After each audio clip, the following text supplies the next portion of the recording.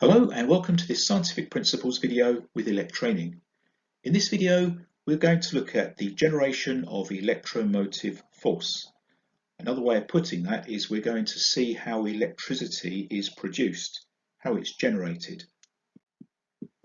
So previously we learned that you can use electricity to make a magnet, and it's called an electromagnet. And we do that by passing electric current through a conductor, and that induces a magnetic field around the conductor, and we can significantly strengthen that magnetic field by winding our conductor into a coil and passing the current through, and that means that we get quite a distinct north pole and south pole and a distinctive magnetic field with the lines of flux flowing from the north pole to the south pole. So there's our electromagnet. But the amazing thing is, not only can you use electricity to make a magnet, it works the other way around too. We can use a magnetic field to induce electricity. Yes, we can use magnets to create electricity. Now, creating electricity starts with inducing electromotive force, or EMF. And you need that EMF before you can get current flow. So you must have EMF first, and then provided you've got a completed circuit, current will flow. And you need the current flow before you can use electrical power. So when you think about it, the electricity company is producing our electricity. They start with EMF, that induces the current flow, and the current flow means that then we, as the end user, can use electrical power. So when the electricity generating company is creating electricity, they have to start with inducing EMF.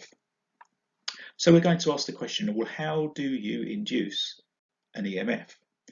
And the key to doing it is movement. So it's all about movement. What type of movement? Well, let's have a look at this diagram. We've got a magnetic field created by the north pole and south pole of these magnets facing each other. And there's a blue line there represents a conductor or a wire. And the red lines with the arrows indicates the lines of magnetic flux, those invisible lines of magnetic force that we know are there, and they flow from north to south. So it's all about movement. So what we're saying is that it's the movement of the conductor, the wire, within the magnetic field. So the black arrow there indicates that this wire would move down through the magnetic field, and that actual process of that movement of the wire within the magnetic field will induce an electromotive force into that conductor.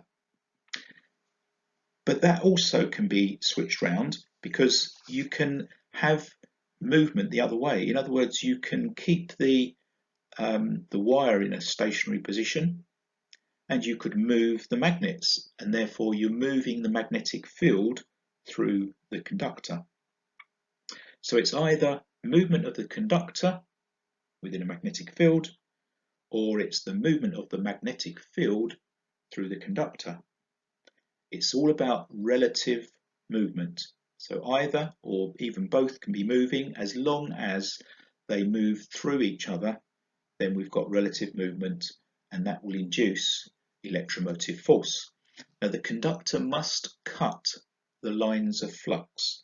This is a term we're simply using it to illustrate the fact that the conductor moves through the lines of flux. So we say it cuts the lines of flux.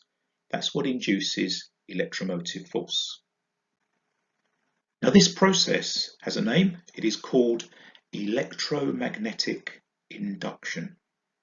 So the word induction is related to the word induce, because what we're doing is we're going to induce electricity through a magnetic field. So it's electromagnetic induction. Now a battery is a source of electromotive force, but it's through a process of electrochemistry. However, now we're looking at this process called electromagnetic induction, because that's how most electricity is generated in this country. So the electricity supply companies have generators that will generate electromotive force through a process of electromagnetic induction. And that's it for now. Thank you very much for listening.